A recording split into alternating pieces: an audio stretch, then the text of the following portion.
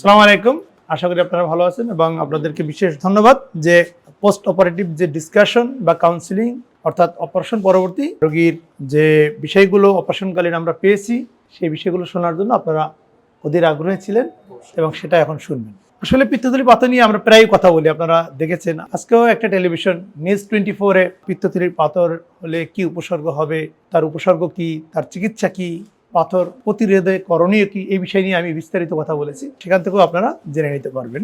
আজকে যে 4 জনের অপারেশন করলাম, অপারেশন সবারটা যে একই রকমের হয় তাও না, কারোটা বেশি ইজি, কারোটা বেশ টাফ। যেমন এই 4 জন রোগীর মধ্যে এই যে সর্বশেষ, কি নাম আপনার রোগী? আব্দুর রহিম।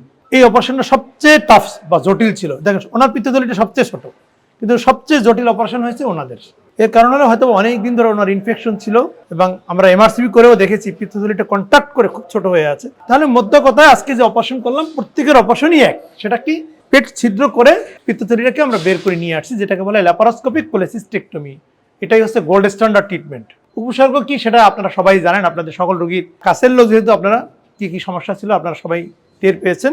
আলহামদুলিল্লাহ প্রত্যেকের অপারেশনই অত্যন্ত সুন্দরভাবে নিখুঁতভাবে হয়েছে। ব্লিডিং ছিল না কারোই। 6 ঘন্টা পরে সকল রোগীই খেতে পারবে এবং 8 থেকে 9 ঘন্টা পরে বাসায় চলে যেতে পারবে। ঠিক আছে, আমরা এবার এক এক করে এক একজনের পিত্তথলিটা একটু দেখাই। মনি আক্তারের পিত্তথলিটা আমরা এবার একটু ওপেন করে দেখাচ্ছি। যে তার আগে বলে নেই যে যে কোনো পিত্তথলি ওপেন করলে সাধারণত পিত্তরস বা অর্থাৎ হলুদ কালারের পানি বের হবে, আর শুধু সেটাই থাকার কথা, অন্য কিছু থাকার কথা না। যদি থাকে সেটা হলো রোগ। ঠিক আছে, তাহলে আমরা একটু মনি আক্তারের পিত্তথলিটা এখন ওপেন করবো। যে সকলেরই আসলে অনেক কষ্ট, আপনারা অনেক কষ্ট করছে। এই যে পিত্তরস বের হচ্ছে, তাই না? তাহলে আমরা কেন অপারেশন করছিলাম? এই যে দেখেন একটা স্টোন আছে, তাই না? ঠিক আছে, একটা স্টোন ছিল। ঠিক আছে, এবার যদি আমরা আরেকজন রোগীর পিত্তথলিটা একটু ওপেন করি। ওনার নাম কি? হ্যাঁ, একটা স্টোন রোগীকে আইসিইউ পর্যন্ত নিয়ে যেতে পারে। ইভেন এই একটা স্টোন দিয়ে অনেক পেশেন্ট এক্সপায়ার করে। পাথরের সংখ্যা দিয়ে কোনো সমস্যা না, সংখ্যা কোনো সাইজে কোনো সমস্যা না। ছোট পাথর বেশি সমস্যা করে। কোন পাথর? ছোট পাথর। এই যেমন এরও একটা পাথর, এটা আরো ছোট, তাই না? এবার আমরা কল্লোল বড়ুয়া পেশেন্টের পিত্তথলিটা, ওনার পিত্তথলিটা একটু ফুলে আছে।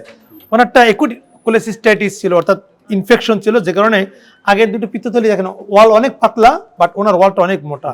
এইটা তার মানে এই রোগীর অপারেশন কম্পারেটিভলি এদের থেকে ডিফিকাল্ট ছিল, একটু সময় বেশি লাগে। সাধারণ গলস্টোন যদি থাকে আর যদি কোনো উপসর্গ না থাকে, অর্থাৎ ইনফেকশন না হয়, এ ধরনের একটা অপারেশনে 8 থেকে 10 মিনিট লাগে, সময় লাগে। আবার যেমন এর ক্ষেত্রে একুট কোলেসিস্টাইটিস ছিল, এরটা একটু বেশি সময় লেগেছে। না, অনেক সময় আমরা না রস এই যে হয়ে গেছে, বাইরে গেছে।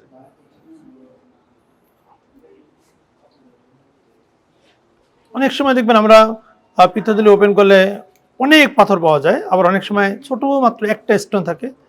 এই যেমন এর অনেক, এর কেন ছিল? এর পিত্তথলিটা শুকিয়ে গেছিল। এই দেখেন স্টোনটা আটকে গেছে, বেজে গেছে। এই কারণে থলি এবং নালীর যে সংযোগস্থলটা বন্ধ ছিল, রস আসা যাওয়া করতে পারছিল না। এর পিত্তথলি কোনো কাজ করতেছিল না, বেসিক্যালি নন ফাংশনিং গলব্লাডার। তো কেটেও বের করতে পারতেছি না। দেখেন এটা কিভাবে আটকে গেছে, এটা অনেক বড় হবে, এটা নন ফাংশনিং হয়ে গেছে। এবার সবচেয়ে যে জটিল অপারেশন আজকে যারটা করলাম, দেখেন ওনার পিত্তথলিটা এত ছোট যে পিত্তথলি এবং পিত্তনালীকে আলাদা করা যাচ্ছিল না। আজকে আমাদের টিমে বেশ কয়েকজন সার্জন ছিলেন, অ্যাসিস্ট্যান্ট প্রফেসর, কনসালট্যান্ট, সবাই মিলিয়ে আমরা অপারেশন করেছি। এই যে দেখেন পাথর বের হচ্ছে, তাই না? ভিতরে আরো পাথর আছে। এটা সবচেয়ে জটিল ছিল।